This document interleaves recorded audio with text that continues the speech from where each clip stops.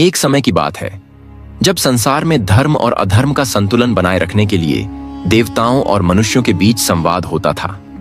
उज्जैन नगरी के राजा काल भैरव न केवल एक पराक्रमी योद्धा थे, बल्कि शिव भक्त और धर्म के रक्षक भी थे। उनके साहस और न्यायप्रियता के कारण देवता भी उनकी प्रशंसा करते थे। उसी काल में एक शक्तिशाली दैत्य शंभन का जन्म हुआ। शंभन ने कठोर तपस्या करके ब्रह्मा जी से वरदान प्राप्त कर लिया कि उसे कोई देवता या सामान्य मनुष्य मार नहीं सकेगा। वरदान पाकर वह अहंकारी और क्रूर बन गया। उसने पूरे आर्यावर्त में विध्वंस मचाना शुरू कर दिया। शंभन ने छोटे छोटे राज्यों पर आक्रमण कर उन्हें अपने अधीन कर लिया। उसने न केवल लोगों की स्वतंत्रता छीनी, बल्कि देवताओं की पूजा पर भी रोक लगा दी। उज्जैन तक उसकी सेनाएं पहुंचने लगीं और राज्य के लोग भयभीत हो गए। जब शंभन के आतंक की खबर राजा काल भैरव तक पहुंची तो उन्होंने इसे धर्म और मानवता पर सीधा हमला माना। काल भैरव ने सभा बुलाई और घोषणा की, दैत्य शंभन ने न केवल हमारे राज्य को बल्कि हमारे धर्म और देवताओं को चुनौती दी है।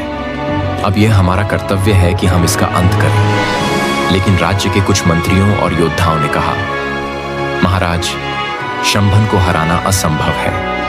उसने ब्रह्मा जी से वरदान प्राप्त किया है। कोई भी साधारण मनुष्य या देवता उसे पराजित नहीं कर सकता। काल भैरव ने उत्तर दिया, यदि अधर्म बढ़ेगा तो उसका अंत भी निश्चित होगा। मैं भगवान शिव की कृपा से उसका विनाश करूंगा। काल भैरव ने महाकाल मंदिर में जाकर कठोर तपस्या की। उनकी भक्ति से प्रसन्न होकर भगवान शिव प्रकट हुए। शिव ने उन्हें त्रिशूल और एक विशेष मंत्र दिया और कहा, दैत्य शंभन को केवल वह व्यक्ति मार सकता है जिसमें देवत्व और मानवता का संयोग हो। तुम इसी कारण जन्मे हो। जाओ और धर्म की रक्षा करो। काल भैरव ने अपनी सेना के साथ शंभन की राजधानी पर आक्रमण किया। युद्ध कई दिनों तक चला, लेकिन शंभन की शक्तियां इतनी प्रबल थीं कि काल भैरव की सेना उसे पराजित नहीं कर सकी। अंततः काल भैरव ने शंभन को व्यक्तिगत द्वंद्व के लिए ललकारा। दोनों के बीच भयानक युद्ध हुआ। शंभन ने अपने वरदान के बल पर कई बार काल भैरव को घायल किया, लेकिन शिव के दिए त्रिशूल और मंत्र के कारण काल भैरव की ऊर्जा लगातार बढ़ती रही। काल भैरव ने युद्ध के दौरान अपनी बुद्धिमत्ता का परिचय देते हुए शंभन को उसके ही अभिमान का शिकार बनाया। जब शंभन ने कहा, मुझे कोई नहीं मार सकता, मैं अमर हूं, तो काल भैरव ने शिव का मंत्र पढ़ते हुए कहा, अधर्म और अहंकार से बड़ा कोई शत्रु नहीं। यह त्रिशूल तुम्हारे पापों और अभिमान का अंत करेगा। यह कहकर काल भैरव ने शिव के त्रिशूल से शंभन का वध कर दिया। दैत्य की मृत्यु के साथ ही उसका आतंक समाप्त हो गया।